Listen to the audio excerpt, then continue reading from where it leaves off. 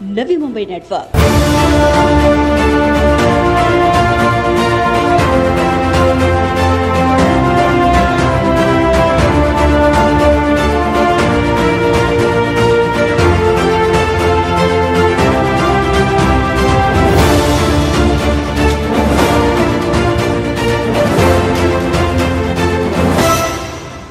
दीघा बिंदु माधव नगर में महानगर पालिका द्वारा प्रस्तावित दफन भूमि को लेकर जनता के आक्रोश और स्थानिक जनप्रतिनिधि के झूठे दावों की पोल खोल करते हुए दीघा के भारतीय जनता पार्टी के सक्रिय पदाधिकारी सुभाष काले, सामाजिक कार्यकर्ता अमित मिश्रा, दीघा भाजपा तालुका अध्यक्ष त्रिभुवन सिंह ठाकुर और भारतीय जनता पार्टी के कार्यकर्ता योगेश अभंग शिंदे ने अब जनता को न्याय दिलवाने के लिए मोर्चा खोल लिया है।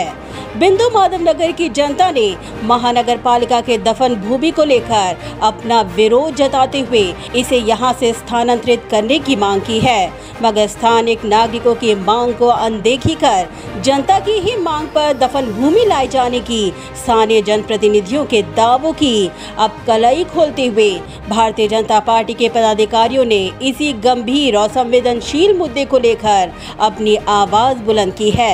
भारतीय जनता पार्टी के पदाधिकारियों ने दीघा क्षेत्र के बिंदु माधव नगर के रहवासियों की दिशा भूल करने वाले जनप्रतिनिधियों को रडार पर लेते हुए कहा कि स्थानिक जनप्रतिनिधि कहते हैं कि दफन भूमि के लिए रेलवे के माध्यम से पर्यायी मार्ग दिया जाएगा, जबकि हकीकत तो ये है कि सूचना अधिकार के तहत निकाली गई जानकारी में महानगर पालिका ने ये स्पष्ट कर दिया है कि दफन भूमि में जाने वाला रास्ता बस्ती से होकर जाएगा, जिसके चलते सभी एम्बुलेंस पहले से ही भीड़भाड़ वाले रास्ते पे खड़े होंगे और इसका खामियाजा वहां की जनता को भुगतना पड़ेगा। यही कारण है कि जनता के रोष को देखते हुए भारतीय जनता पार्टी के पदाधिकारियों ने कहा कि वह हस्ताक्षर अभियान चलाकर जनता की आवाज प्रशासन तक पहुंचाकर दफन भूमि को स्थानांतरित करवाएंगे और स्थानीय जनप्रतिनिधि के झूठे दावों का दूध और पानी का पानी करेंगे। कुठल्याही लोकांचं असं म्हणणं नाही की तिथल्या कुठल्याही लोकांचं मागणी नाही आहे की ह्या ठिकाणी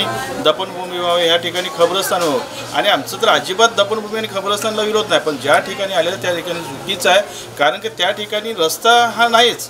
काय लोक बोलतात की रेल्वेची जागा दिली, तर आम्हाला माहिती आहे की खाली आलेलं की रेल्वेनी कुठेही त्यांना जागा दिलेली नाही। या ठिकाणी जागा आहे तो आपला दीघा आपला साईबाबा मंदिराजवळून ते हिंदमाता शाळेच्यावरून असा सरळ रस्ता बिंदू माधव नगरमधून असं त्या पद्धतीने रस्ता दिला। त्या ठिकाणी मोठ्या प्रमाणात तिथं त्या ठिकाणी मार्केट आहे, छोटासा रस्ता आहे, त्या ठिकाणी तुम्ही ॲम्ब्युलन्स कशा पद्धतीने येणार, ती एखादी बॉडी घेऊन येताना दफनभूमीचं बांधव आणि मुसलमान बांधवाची एखादी बॉडी येत असेल किंवा ख्रिश्चन बांधवाची एखादी बॉडी येत असेल तर त्या ठिकाणी रस्ता यायला जागा नाही, कारण स्थानिक लोकांचे काय गाड्या लागतात त्या ठिकाणी, मग त्या गाड्या कुठं ठेवल्या जातील, त्या लोकांच्या गाड्या ठेवायचा पण प्रश्न उपलब्ध होणार आहे। तर त्या ठिकाणची जागा आहे त्या ठिकाणी स्थलांतर करून दुसऱ्या ठिकाणी त्या ठिकाणी भरपूर ठिकाणी जागा डिगा विभागामध्ये त्यावेळेला आणली गेली बांधकाम करताना याला जागेची माहिती नव्हती का कुठे घ्यायचं काय करायचं, त्यावेळेला पाहिजे त्या ठिकाणी त्या लोकांनी घेतलं। पण आता आमचं असं म्हणणं आहे की बाबा हिंदू आणि मुस्लिम बांधव एकत्र राहतात, तर त्या ठिकाणीच कुठेतरी जागा त्यांनी उपलब्ध करावं दफनभूमी आणि ख्रिश्चन लोकांसाठी खबरस्थान। आणि आमचा ह्या ठिकाणच्याच बिंदू माधव नगरमधल्या लोकांचा पूर्णपणे विरोध आहे की त्या ठिकाणीतून रस्ता जो आहे तर त्या ठिकाणच्या त्या रस्त्याला विरोध आहे पूर्णपणे। माहिती अधिकारी गेली जे काही पेपर आलेले आहेत आमच्याकडे त्या आम्ही आता लोकांच्या त्या ठिकाणी बाबा लोकांना जाऊन आम्ही भेटणार आहे, त्या लोकांना आम्ही सह्या घेणार आहोत, त्या लोकांना विचारणार आहे इथून बाबा असा असा रस्ता दिला आहे महानगरपालिकेने आणि त्या महानगरपालिकेनं माहिती अधिकार आम्हाला दिलेला आहे, ह्या ठिकाणीतून तुम्हाला रस्ता नको असेल तर तुम्ही आमच्या सोबत चला। भारतीय जनता पार्टी तुमच्या 100% नक्की पाठीशी आहे आणि भारतीय जनता पार्टीच्या माध्यमातून आम्ही त्या ठिकाणी बहुतेक आम्ही महानगरपालिकेवर मोर्चा काढू, आंदोलन करू, रस्त्यावरती उतरू आणि त्या ठिकाणी दुसरा जर रस्ता तिथून कुठून देत असेल तर त्यांनी पण पालिकेने आम्हाला माहिती द्यावं। आता तर आम्हाला माहिती दिलीच की हाय तोच रस्ता बिंदू माधव नगरमधूनच रस्ता आहे अशा आम्हाला पद्धतीने माहिती दिलेली आहे। लोकांना त्यांची एक क्लिप आली आमच्याकडे आणि काही फोटो झाले ज्यामध्ये असा उल्लेख करण्यात येत आहे बिंदू माधव नगरची जी जनता आहे त्यांचा ऑब्जेक्शन होता आहे विषयावरती, कारण की जो रस्ता प्रस्तावित रस्ता आहे आणि सध्या परिस्थितीला वर्तमान ठिकाणी जो रस्ता आहे ज्या रस्त्यापासून ॲम्ब्युलन्स वाहतूक करून कब्रिस्तानपर्यंत जाणारा जो मार्ग आहे त्यांचा म्हणणं होता की रेल्वेकडनं हे मार्ग काढणार। जनप्रतिनिधींचा म्हणणं आहे की ते रेल्वे ते जाग्यावरनं मार्ग काढणार. आता नवीन ह्यांनी स्वतःची महानगरपालिका स्टॅब्लिश केली आहे किंवा स्वतः एक DP बनवला आहे, ज्याप्रमाणे हे स्वतः एक रस्ता बनवून देतील. कारण की महानगरपालिकेने स्पष्ट लेखी दिलं आहे या सदर जागेपर्यंत जाण्यासाठी फक्त एकच मार्ग आहे, तो आता वर्तमान स्थितीमध्ये आहे. त्याच जागेपासून प्रत्येक सौपासून जेवढी वाहिका आहे ते तिथेच चालणार आहे. आणि लोकांच्या या विषयावरती गंभीर विरोध आहे आणि आम्ही सर्व लोक बिंदू माधव नगरची जनतेसोबत उभे आहोत. स्थानिक प्रतिनिधींकडून सांगण्यात येतं की लोकांना जो रस्ता दिलेला आहे तो रेल्वेच्या बाजूने देण्यात आलेला आहे. जसं तुम्ही फुटेज घेतलेले आहेत, रेल्वेच्या बाजूने तो रस्ता देण्यात आहे. पण आम्ही जेव्हा RTIच्या माध्यमातून जो रस्ता काढला तो रस्ता सरळ आम्हाला हिंदमाता शाळेच्या इथून बिंदू माधव नगरमध्ये स्मशानभूमीपर्यंत येणारा हा रस्ता RTIच्या माध्यमातून दाखवण्यात आला आहे. पण दिघ्याचे जे माजी नगरसेवक आहेत ते लोकांना खोटं आश्वासन देत आहेत की लोकांसाठी वेगळा रस्ता तयार करण्यात आलेला आहे.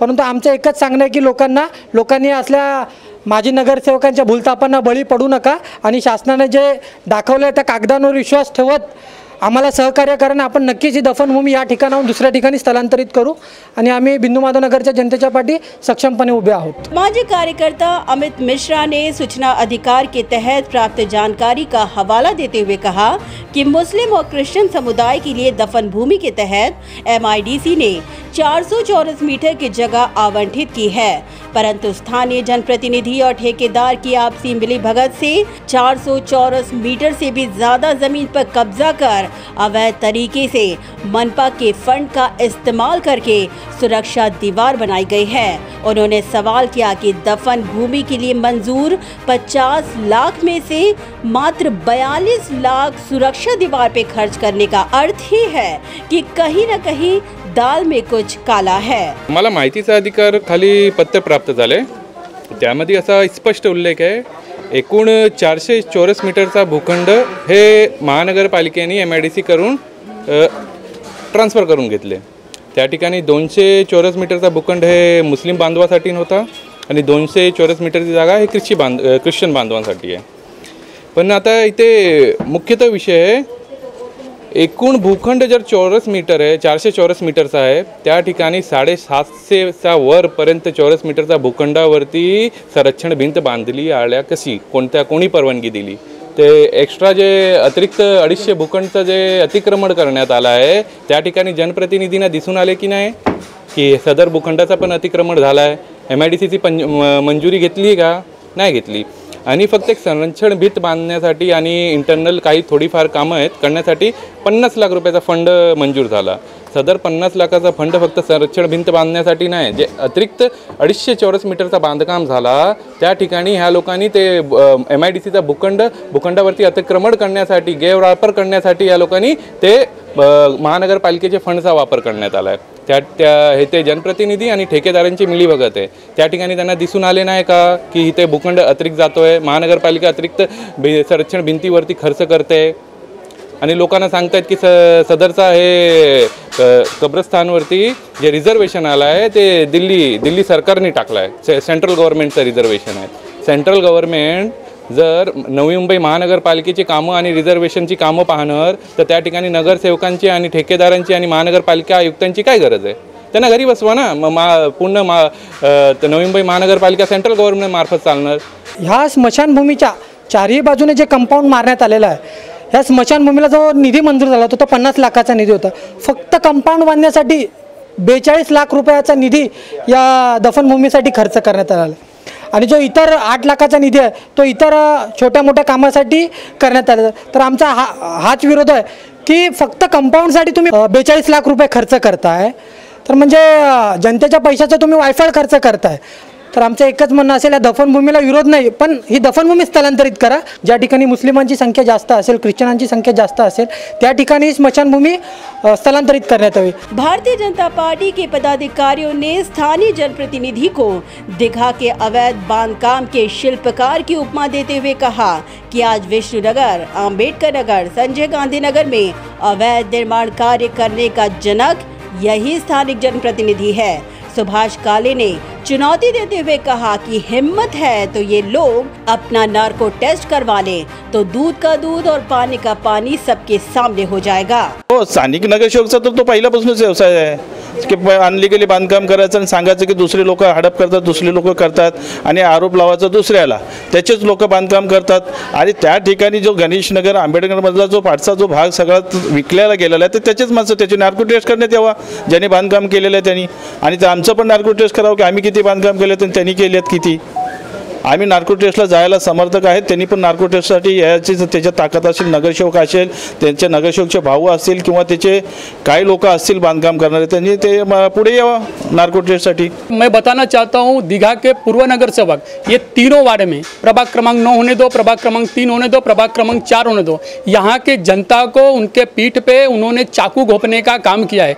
यहाँ के व्यवस्था अगर देखेंगे जो इन्हें ये वादा करते हैं, इन्होंने सिर्फ और सिर्फ जनता को धोखा देने का वादा करते हैं. आज इलीगल बांधकाम किसने किया था, इलीगल बांधकाम में कौन जेल गया था, ये सारे भ्रष्टाचार हमारे दीघा के अवैध निर्माण के शिल्पकार जी ने किया है. इन्होंने कौन सा धंधा छोड़ा है, इन्होंने बड़े बड़े गोडाउन डाले हैं सिर्फ वसूली करने के लिए दीघा विभाग में. और विष्णु नगर, अंबेडकर नगर, रामजी नगर, जितने भी जनता यहाँ के संजय गांधी नगर, सिर्फ वार्डों को बेचने का काम किया है दीघा की. ज्या ठिकाणी दफनभूमी बांधली आहे त्या ठिकाणी आधी झोपडपट्ट्या होत्या, बरोबर. ह्या झोपडपट्ट्या त्या ठिकाणी बांधल्या कोणी, ह्या माजी नगरसेवकांनीच बांधल्या ना. ह्या झोपडपट्ट्या हलवून त्या ठिकाणी दफनभूमी बांधण्यात आलेली आहे. बिंदु माधव नगर में आने वाले इस दफन भूमि को लेकर जिस प्रकार के खुलासे सामने आए हैं, अब देखना यही होगा कि नवी मुंबई मनपा आयुक्त अभिजीत बांगर इस मुद्दे को लेकर क्या हल निकालते हैं. Bureau report, Navi Mumbai network. Do you aspire to upgrade your living? With Arihant Advika, Sector 9, Vashi. Upgrade to iconic residential tower